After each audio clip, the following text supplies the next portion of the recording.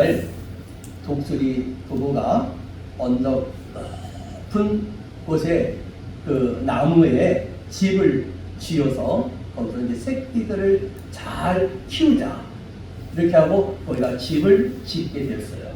그때에 땅 속에 있는 두더지가 말합니다. 독수리님, 그 나무에 집을 지으면 절대 안 돼요. 위험해요. 그 나무는요, 뿌리가 모두 썩어서 언제 넘어질지 몰라요. 전해주었어요.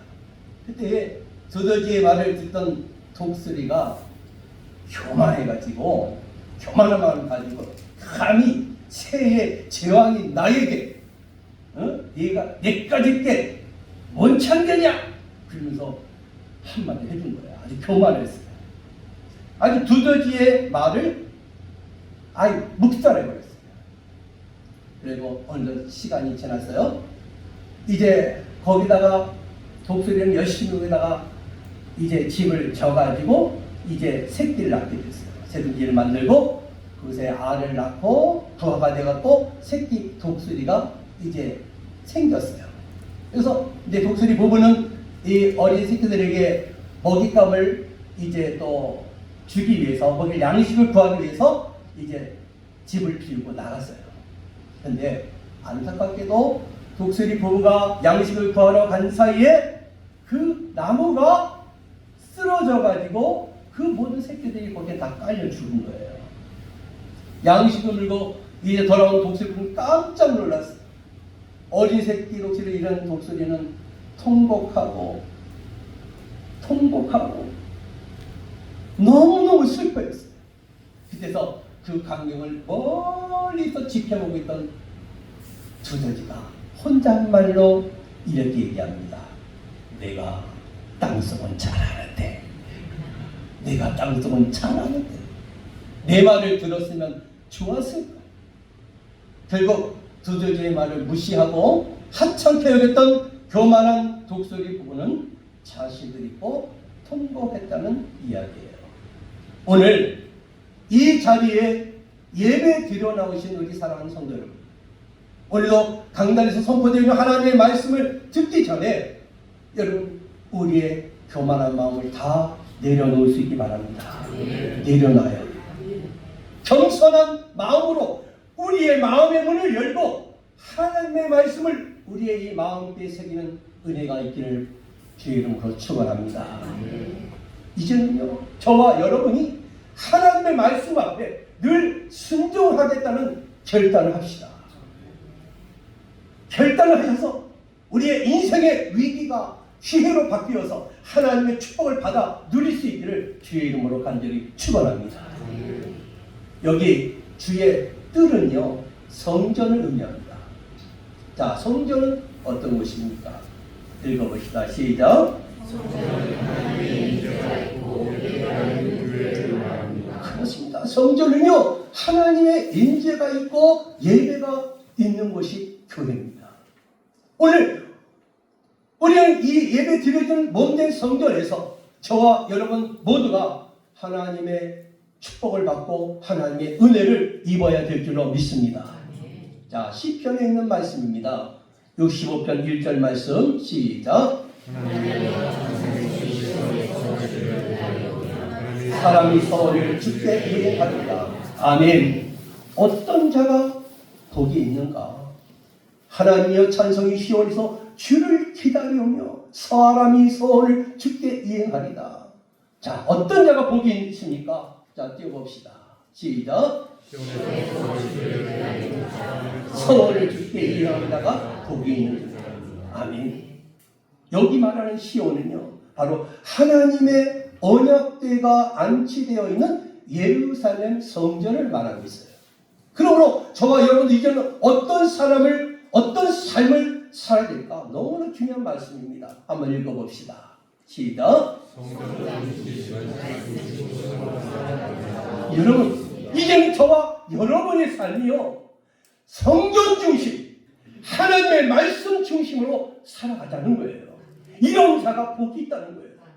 그렇다면 주의 뜰에 거하는 자에게 어떤 복이 임할 것인가? 자, 몇 가지 복을 말하고 있는데 첫 번째 어떤 복이 나옵니까? 구원의 복입니다. 주의 뜰에 거하는 자가 어떤 복이 있는가? 구원의 복이 있다는 거예요. 우리의 응답은 바로 생사 화복을 주관하시는 절대 주권자이신 하나님께로부터 오는 줄로 믿습니다. 그래서 역대하에는 이런 말씀이 우리에게 기록의 말씀을 주고 계세요. 자, 역대의 말씀을 봅시다. 시작. 내 백성이 스스로 낮추고 내 얼굴을 찾으며 내가 하늘에서 듣고 사하고 고칠지라. 15절. 이제 눈을 들고 귀를 기울이니 16절. 이는 이 성전을 택하고 거룩하게 하여 여기에 영원히 있게 하였습니다. 내 눈과 내 마음이 항상 여기에 있으리라. 아멘. 아멘. 그렇습니다. 하나님께서는 하나님의 말씀을 통하여 하나님의 성전에서 우리가 기도할 때에 응답해 주시겠다는 거예요. 그뿐만 아니라 우리의 죄 용서 역시도 하나님께로부터 오고 구원 역시도 하나님께로부터 임한다는 거예요. 바로 이 은혜가 성전에 계신 성부 하나님, 성자 예수님, 성령 하나님, 그 삼위일체 하나님을 통하여 만족한 구원의 은총을 받게 된다는 거예요. 이처럼 믿음의 사람 다윗은요, 성전에서 임하는 하나님의 복과 은혜를 찬송하고 있어요. 신약에서의 성전은 누구를 가리키고 있습니까? 바로 예수 그리스도를 가리키고 있어요. 자, 함께 봅시다. 에베소에 있는 말씀이에요. 시작.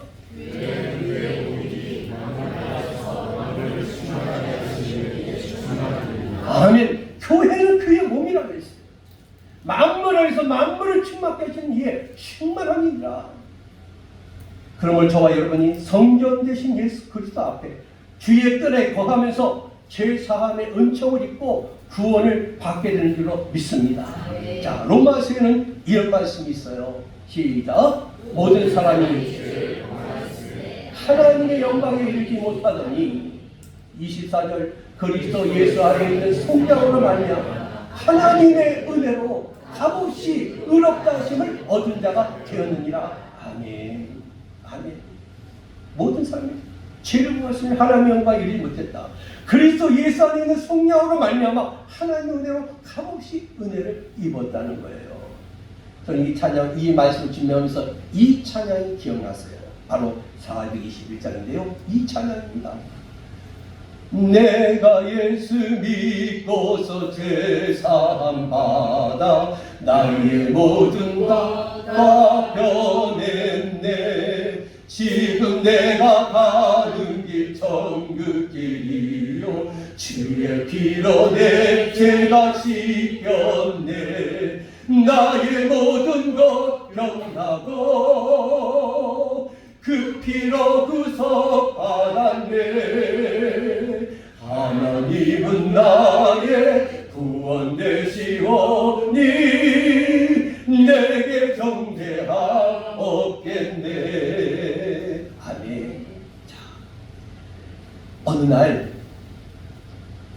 로마의 한 황제가요, 한 언론 집에서 만찬을 하게 됐습니다. 그리고 초대를 받게 되었어요.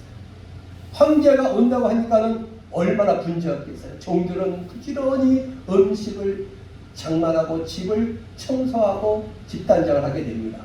그런 중에 한 나이 많으신 어르신이 정신없이 입에다가 그만 실수로 응접실에 놓이는 가보로 여겨지는 한 소중한 도자기를 깨뜨렸어요. 그때 주인은 몹시 화가 났고 화를 참지 못해서 하인들을 시켜가지고 그 종을 당장 끌어내서 악어가 살고 있는 연못속에 집어넣으라고 했어요. 종은 얼굴이 새파랗게 질렀어요. 그리고 주인에게 용서를 구했습니다. 잘못했다고. 목숨만 살려달라고. 그러나 그 주인은 결코 용서하지 않았어요. 결국 가버릴 때는 이 사람은 악어의 밥이 되게 하는 것이 그 집에서 정해놓은 규례였기 때문에 어찌할 도리가 없었어요. 자, 이 말을 듣고 있던 황제가 와 있잖아요. 그 집에. 황제가 언론을 불러서 여보게 나를 봐서라도 그 종을 용서해 주게. 그렇지만 언론은 자기 집에 정해놓은 법이 있다는 거예요. 그래서 용서할 수 없다는 거예요. 황제의 말을 거절했어요. 자, 그러자 황제는 자리에서 벌떡 일어나서 황제 스스로가 언론의 집에 있던 가보니까 좋은 가봉 하나도 있는 거야. 그래서 황제는 일부러 그 도자기를 깨뜨렸어요. 탁! 잡아당겨갖고 도자기가 땡그랑하고 깨졌어요. 그리고 언론에게 말했어요. 자, 나도 이 집의 가보를 깨뜨렸으니 저 종과 같이 연못에 넣어서 나를 죽이게 해. 그러나 아무리 자기 집의 가보를 깨뜨리다 할지라도 황제를 죽일 수가 없잖아요. 그 원로는 결국 종을 용서할 수밖에 없었어요. 사랑하는 성도 여러분, 그렇습니다. 우리가 이 세상을 살아가면서 만약에 여러분 구약의 율법대로 따져서 구원을 받는다면 여러분 이 자리에 온전하게 앉아 계신 분이 한 사람도 없을 거야. 눈도 뽑혀 있을 것이고 팔도 잘릴 것이고, 그죠? 구약의 율법은 눈이 범죄하면 눈이 뽑아버리라 그랬잖아. 그러면 여러분들은 얼마나 많은 구약의 율법대로 한다면 이 자리에 온전하게 있을 분은 아무도 없을 거예요. 여러분, 그렇기 때문에 이 말씀이 있는 거예요. 자, 한번 띄워봅시다. 오직 시작. 오직 아멘. 저와 여러분은요 하나님의 은혜로 구원을 받은 사람들이에요. 우리의 의가 된 거 아무도 없어요. 나는 아무 공로가 없어요. 오직 하나님의 은혜로 구원을 얻게 되었다는 거예요. 이 은혜를 다윗과 같이 늘 기억하시기 바랍니다. 생각해 보세요. 사람도 감사할 줄 아는 사람에게 더 잘해주고 싶고 더 좋은 것을 주고 싶어 할 것입니다. 함께 봅시다. 시작.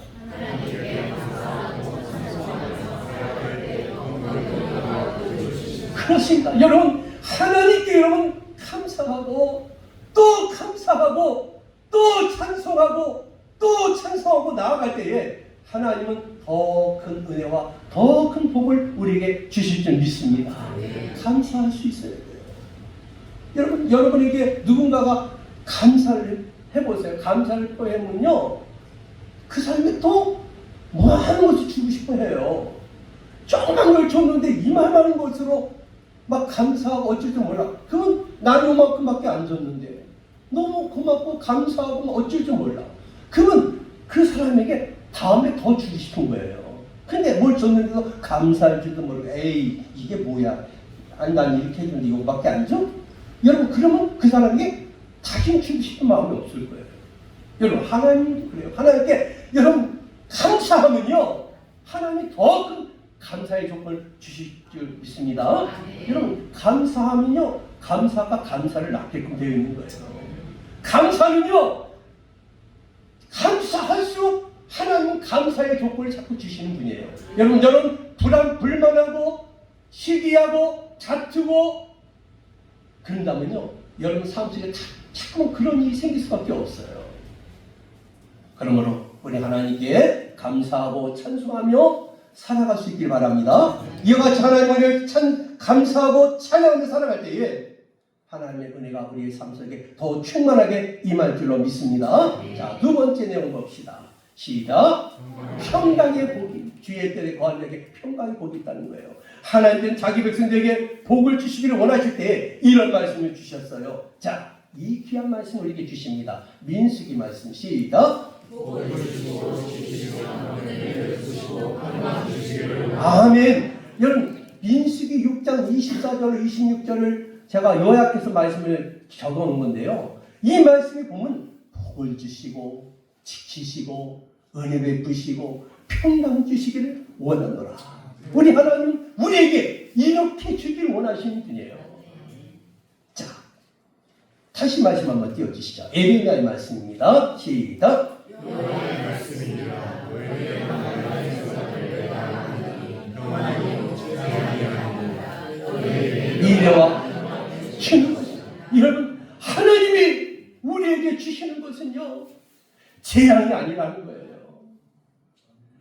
오히려 너희 미래와 희망을 주시고 오히려 우리에게 평안을 주신다는 거예요. 평안. 여러분, 아무리 여러분 힘들고 어려울 때도 마음이 평안하면 어때요? 이겨나갈 수 있는 거예요. 여러분, 마음이 불안하고 너무너무 힘들어. 그때에 평안이 임하면요, 이겨나가는 거예요. 그래서 우리가 찬양했잖아요. 평화, 평화, 평화, 평화로다. 하늘 위에서 내려오네. 여러분, 찬양이 있잖아요. 이 하나님이 주신 평화는요, 하나님이 주신 평화는요, 하늘로부터 임하는 거예요. 그래서 그 평안이 우리에게 임할 때에 이겨나갈 수 있는 힘이 있다는 거예요. 생각해보세요. 자, 잠언에는 이런 말씀이 있거든요. 시작. 마음의 양약이라도 심령의 근심은 뼈를 마르게 한다. 여러분, 마음의 즐거움은요, 그것이 양약이 된단 말이에요. 좋은 약이 된단 말이에요. 그러나 마음이 반대로 마음이 근심이 많아. 그러면 그 근심은 뼈를 마르게 한단 말이에요. 여러분, 그래서 우리는요, 하나님의 주신 이 평안을 잃지 말아야 될 줄로 믿습니다. 자, 늘 마음을 기쁨을 갖고 살아야 돼요. 그래서 하나님에게 주신 말씀 있잖아. 항상 기뻐하라. 항상 기뻐하라. 기뻐하라는 거예요. 늘 기뻐할 때에, 마음이 즐거울 때에, 여러분, 이것이 우리의 양약이 된단 말이에요. 근심 우리의 뼈를 만들게 된단 말이에요. 그래서 이 찬양이 있습니다. 여러분, 이 찬양이 있거든요. 그 3절 말씀인데, 근심 걱정 무거운 짐 아니 짐작 누군가 피난처는 우리 예수 주께 기도드리세 세상 진금 멸시하고 너를 조롱하여도 예수 품에 안기어서 참된 위로받겠네. 아멘. 여러분, 근심 걱정 무거운 짐 아니 짐자 누군가. 근심 있고 걱정 있고 모든 염려가 있어요. 그러나 우리 주님 안에 있을 때에 참된 평화가 우리에게 임할 줄로 믿습니다. 자, 이 말씀이 있어요. 시작. 마음의 얼굴을 빛나게 하여 마음의 근심은 심령을 상하게 하여. 여러분, 마음의 즐거움은요, 여러분의 얼굴을 빛나게 만든단 말이에요. 마음의 근심은 심령을 상하게 만든단 말이에요. 그래서 여러분 삶의 삶 속에서 여러분 얼굴을 보면은, 아, 그 사람이 어떤 삶을 살아가고 있는가 알게 돼요. 어떤 분은 얼굴이 이렇게 보면은 너무 이렇게 보기만 해도 좋은 사람이 있잖아요. 응? 왜 그럴까요? 마음에 즐거움이 있어서 그런 거예요. 여러분, 마음에 즐거움이 없으면 얼굴이 다 찌들어 있어요. 우리 유랑교회에 있는 우리 성도님 여러분 한 분도 없으시기 바랍니다. 네. 마음의 즐거움을 갖고 사세요. 그래서 여러분이 얼굴이 빛난단 말이에요. 여러분, 마음의 평안이라는 소설이 있어요. 이런 글이 있어요. 인생에서 원하는 것을 얻게 해주는 현자를 찾아서 몸을 떠나는 한 젊은이가 있었어요. 천신만고 끝에 깊은 산속에서 소문으로만 전해지는 한 노인을 이제 찾게 됐는데, 젊은이가 이 현자에게 말했습니다. 노인에게 자기의 이러한 소원을 들어달라고. 내가 선생님을 찾아서 내가 죽을 고생을 해서 이때 왔다고 해서 제 소원을 들어달라고. 자, 그러자 현자가 말했어요. 노인은, 그래, 자네가 그토록 원하는 게 뭔가? 그러니까 첫째는 건강을 주십시오. 둘째는 재물을 주십시오. 셋째는 늙지 않게 외모를 가꾸는 방법을 주십시오. 넷째는 재능을 어떻게 개발하는 것이 알려주시고, 다섯째는 어떻게 하면 권력을 얻을 수 있는지 알려주고, 여섯째는 명예를 지킨 법을 알려주십시오. 너무 많아, 그죠? 소원을 한두 가지만 해야지. 욕심이 많은 것 같아요. 근데 그 말을 듣던 노인은 말했어요. 참 젊은이는 바라는 게 많군. 자네의 소원은 모든 세상 사람들이 바라는 것이지. 그러나 가장 중요한 게 빠졌네. 내 말을 잘 듣게. 마음의 평안이 없으면 그 어떤 것도 소용이 없네. 말을 전해주었다는 거예요.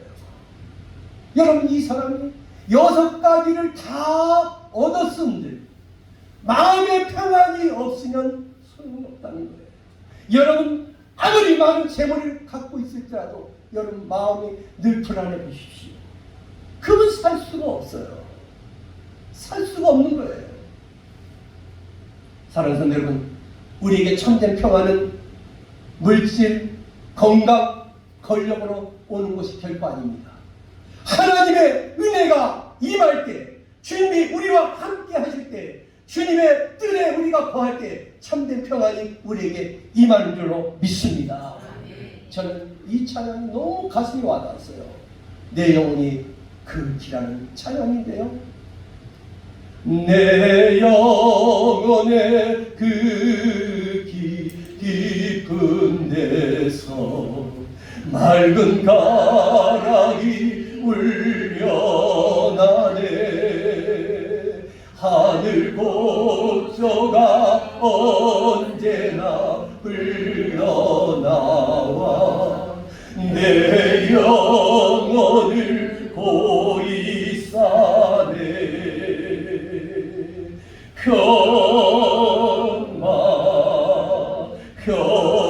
평화로다 하늘 위에서 내려오네.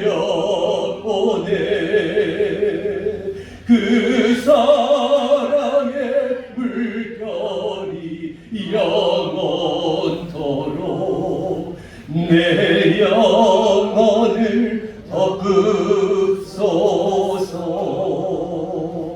아멘. 그렇습니다. 내가 주야로 주님과 함께 우리 모두 다 예수님을 친구 삼아 살아갈 때에 거기에 참된 평화가 임하게 될 줄로 믿습니다. 자, 요한복음 14장 27절입니다.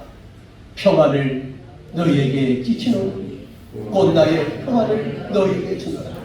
내가 너희에게 주는 것은 세상이 주는 것 같지 아니하나니 너희는 마음에 근심하지도 말고 두려워하지도 말라. 아멘. 그렇습니다. 세상에 줄 수 없는 주님의 평안, 그 평안을 우리에게 끼치노니 그랬어요. 평안을 너희에게 끼치노니 곧 나의 평안을 너희에게 주노라. 우리 주님 우리에게 평안을 주신 분이에요. 그 평안은 세상이 주는 것과 같지 않다고 말씀하십니다. 너희는 마음에 근심하지 말고 두려워하지 말라고 말씀하십니다. 이젠 여러분 삶 속에서 어떤 어려움이 있을지라도, 여러분 아무리 힘든 일이 있더라도 하나님이 주신 이 마음의 평안을 잃지 마시기 바랍니다. 이 하나님이 주신 평안을 여러분 잃지 마시기 바랍니다. 근심하지 말고 두려워하지 말라는 이 말씀을 여러분 마음에 새기시기 바랍니다. 여러분, 보혜사 성령님은 어떤 분이실까요? 한번 띄워봅시다. 보혜사는 어떤 분이에요? 성령님은 중보자가 되시고 돕는 자, 위로자, 곁에 계신 분이라는 뜻이다. 그래, 우리 주님은 성천하면서 올라가시면서 내가 보혜사 성령을 너에게 보내주신다 했잖아요. 오늘도 이곳에서 우리를 돕고 계신 분이 누구예요? 그분이 보혜사 성령님이에요. 여러분, 우리가 기도할 때 때론 기도가 잘 되지 않아. 내가 뭘 강구해야 될지 몰라. 근데 보혜사 성령 우리의 친히 강구하신다고 말씀하시잖아요. 그분이 우리 옆에서 우리가 중보자가 되시고 우리를 돕는 자가 되시고 우리의 위로자가 되신 줄로 믿습니다. 여러분, 그 보혜사 성령님이 우리 안에 늘 있어야 돼요. 우리의 평안을 빼앗아가는 주범이 뭔지 아십니까? 그것이 죄입니다. 죄가 평안을 뺏어가는 거예요. 죄는 거룩하신 성령님과 함께 할 수가 없는 거예요. 띄워봅시다. 죄는 뭡니까? 시작.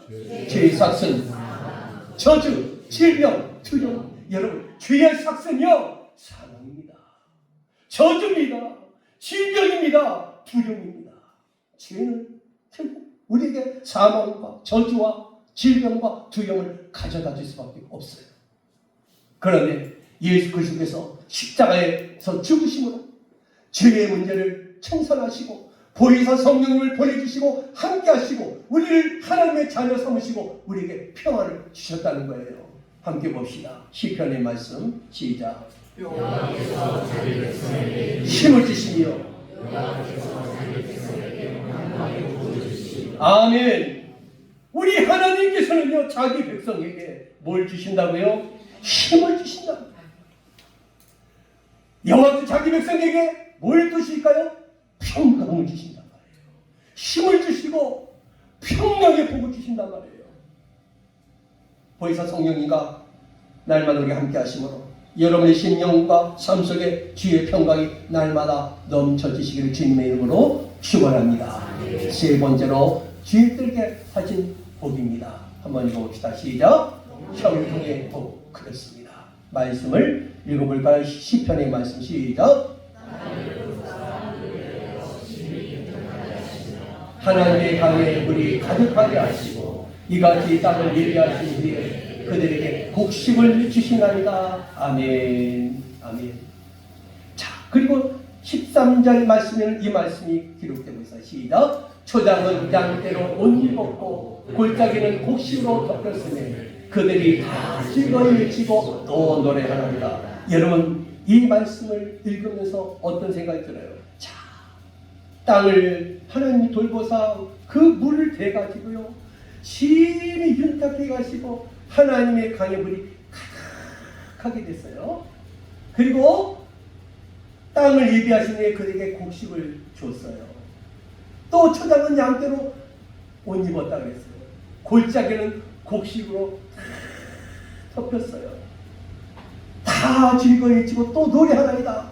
이 말씀 읽으면서 어떤 것을 여러분 느꼈나요? 상상만 해도 행복한 모습이 아닙니까? 얼마나 행복한 모습이에요. 여러분 이와 같이 성전 되신 예수 그리스도의 뜰에 거하는 자에게 어떤 은혜가 임할까요? 형통의 복이 임할 줄로 믿습니다. 자, 함께 봅시다. 그가 형통한 자가 되어 그의 주인 애굽 땅 집에 있으니 3절 그의 주인이 여호와께서 그와 함께 하심을 보며 또 여호와께서 그의 범사에 형통하심을 보았더라. 아멘. 이 말씀은 바로 요셉에 관한 말씀이죠. 요셉. 하나님께서 요셉과 함께 하셨을 때에 그가 형통한 자가 됐다고 했습니다. 여호와께서 그의 범사에 형통하게 하심을 보았다라고 했어요. 여러분 형통은 어떤 역경이나 어떤 문제를 만날 때에 하나님이 함께 하셔서 그 난관을 그때그때 이기고 통과하게 하시는 것을 우리가 형통이라고 말하는 겁니다. 요셉은요 애굽의 노예로 팔려가고 감옥에 들어가고 또 고난을 받았지만 하나님이 함께 하심으로 형통한 자가 되었잖아요. 하나님은 요셉과 함께 했다는 거예요. 요셉은 늘 하나님을 신뢰했다는 거예요. 그리고 하나님이 주신 꿈을 하나님 주신 그 꿈을 이루어가는 것을 늘 바라보고 살았던 사람이 요셉이었다는 것이죠. 요셉은 어떤 고난, 어떤 역경에서도 절대로 하나님을 원망하지 않았다는 거예요. 실망하지 않고 좌절하지 않았다는 거예요. 한결같이 하나님 앞에 있음을 인식하고 죄를 멀리했던 사람이 또 요셉이었어요. 그러나 믿음이 있었기 때문에 요셉은 고난의 소리를 그대로 따랐던 거예요. 그래 할 때에 하나님은 신실하신 그 요셉과 함께 하셨던 것이죠. 결국 요셉이 꿈을 주신 대로 당대 최고의 나라 애굽의 국무총리가 되게 하셨잖아요. 할렐루야. 여러분 하나님이 함께 할 때 형통의 복이 있는 것이죠. 여러분 여러분의 삶이 하나님과 함께 할 수 있는 삶이 되기 바라요. 여러분의 삶이 하나님을 신뢰할 수 있는 삶이 되기 바라요. 그럴 때 여러분의 삶이 형통할 수 있다는 것이죠. 여러분 여호수아를 보십시오. 여호수아는 어떤 사람이었습니까? 자 봅시다. 시작. 내가 좌로나 우로나 지치지 않고 흔들리지 않고 두려워하지 않고 하나님 말씀에 순종하며 믿고 나아갈 때 내가 너와 함께 할 것이고 너희의 길을 평탄하게 되어 내가 어디로 가든지 형통하게 하리라. 아멘. 여러분, 여호수아도요, 흔들리지 않는 믿음을 갖고 있었다는 거예요. 믿음을 갖고 살아갈 때 하나님은 어떻게 해주실 것인가? 내가 자료나 우려나 실치지 않고 하나님 말씀에 순종하고 믿고 나가면 내가 너와 함께 하시겠다는 거예요. 여러분, 여러분의 삶이 하나님과 함께하는 삶이 되기 바랍니다. 그때 여러분의 길이 평탄하게 될 것이고 여러분이 어디로 가든지 형통하게 되는 복을 하나님 우리에게 주실 줄 믿습니다. 하나님을 신뢰했던 여호수아와 같이, 하나님을 신뢰했던 요셉과 같이 우리 하나님의 말씀을 신뢰하고 믿고 순종하며 나아갑시다. 그런 삶, 축복된 삶이에요. 자, 히브리서 말씀을 보면요, 히브리서 12장 30절 시작. 믿음으로 7일 동안 여리고를 두니 그 성이 무너졌더라. 아멘. 여러분, 이게 가능한 일입니까? 그런데 하나님의 함께 하실 때에 사람이 힘으로 할 수 없는, 사람이 무너뜨릴 수 없는, 결코 함락할 수 없는 철옹성과 같은 그 여리고성 같을지라도 하나님이 함께 하니까 무너졌다는 거예요. 할렐루야. 그렇습니다. 하나님이 함께 하시는 것이 형통이에요. 하나님을 신뢰하고 순종을 나갔던 요셉도 여호수아도 모두 형통의 복을 받았잖아요. 자, 오늘 말씀을 봅시다. 4절 말씀 시작.